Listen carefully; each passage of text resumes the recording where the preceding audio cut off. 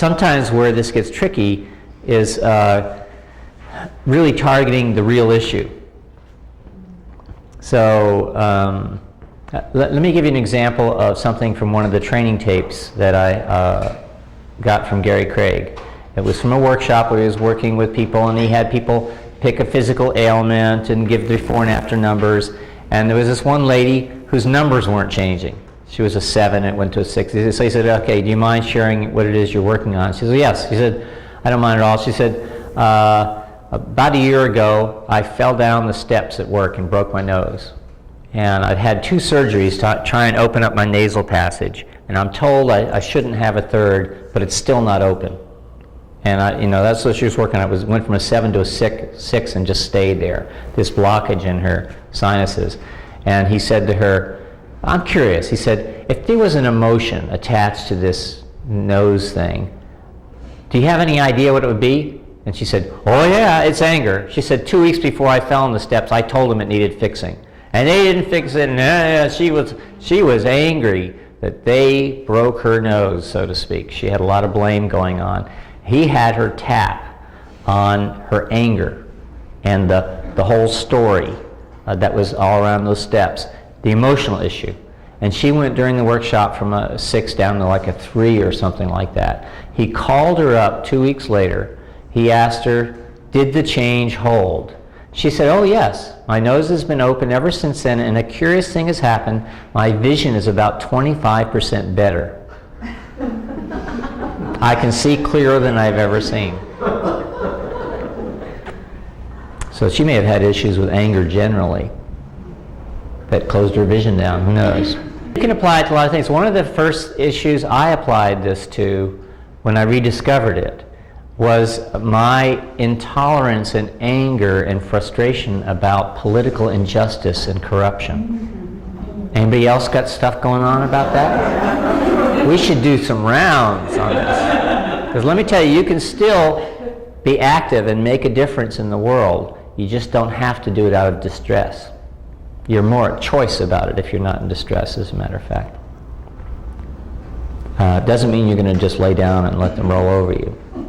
But I'm much happier having that spaciousness there, where there once was, every time I heard certain people's voices on the radio, I would shut down, or I'd start talking to the radio with my judgment and anger.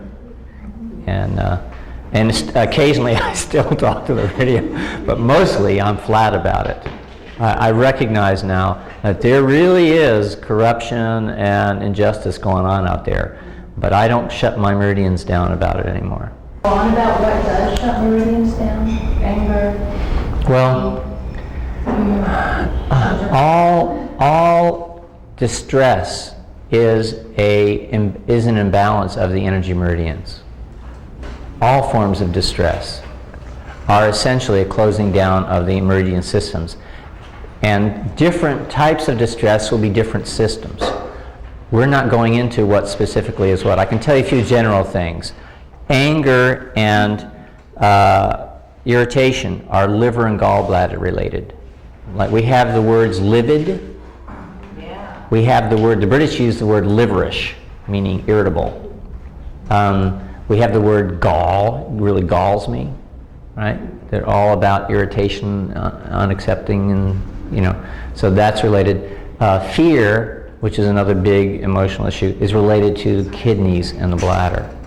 So pick some issue that maybe you can't immediately change, and it could even be a mother-in-law or father-in-law or something like that, but something you've had trouble accepting. And let's rate that inability to accept or that anger on a 0 to 10 scale and assign it a number.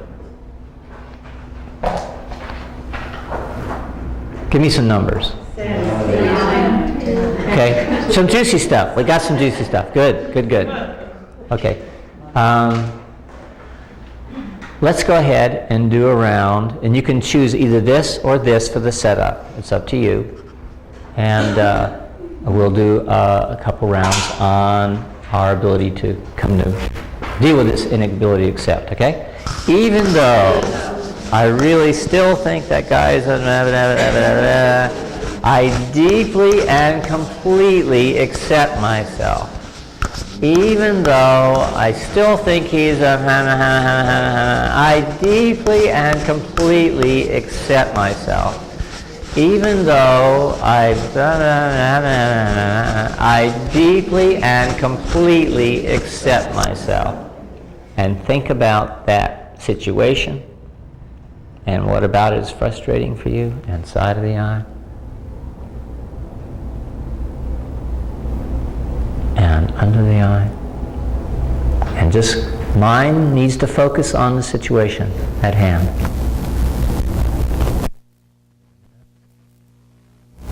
All the images that you normally bring up about it, chin. All the thoughts, all the feelings. Where in your body do you feel it? Go there. And collarbone.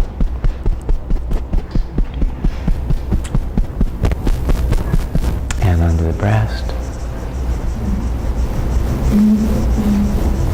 And under the arm.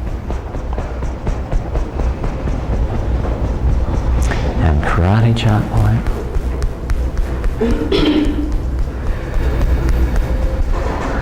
And thumb. And index finger. And middle finger. And pinky. And the 9 gamut point. Eyes closed, eyes open, look down to the right, look down to the left. If you can think about your issue while you do the eye rolls, let's do eye rolls twice. One direction then the other, then one direction then the other. Think about your issue while you're doing those eye rolls.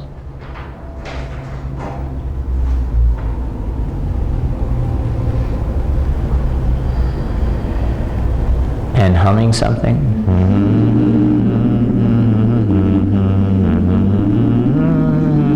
And counting. 1, 2, 3, 4, 5. And humming. Good. And back to another round of tapping. And think about your issue.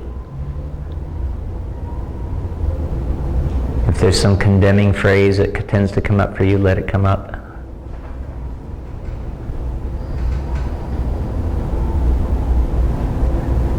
And chin. And collarbone. And ribs. And underarm. And karate chop. And 2 or 3 nice deep breaths. Yeah, but let's do the crown too.